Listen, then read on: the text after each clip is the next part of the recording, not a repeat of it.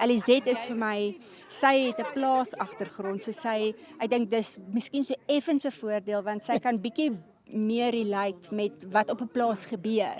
En sal jy plaas toe kan trek? Dink jy jy sal aard? Ja. Is dit? Ja, Okay, nice. definitief. Ons is obviously nog nie daar nie, maar Ja, nee, maar ja, ek ek vra maar sien net potential. Ja. Albei is dis baie baie dis naby en albei is sulke goeie kandidaate, so dan ry dit regtig 'n moeilike besluit. Maar Alizet staan vir my net so effentjies bo Mariskhuis. Dit voel net, okay, sy's al lank al Wat deel. ek wou sê, dis crazy hoe baie jy van iemand kan leer in so kort tyd. Daar is oomblikke wat ek hom kan vasvang in my oog en 'n glimlag uit hom uitkry. Dit maak my opgewonde, maar ander kere dan gebeur dit met Alizet ook.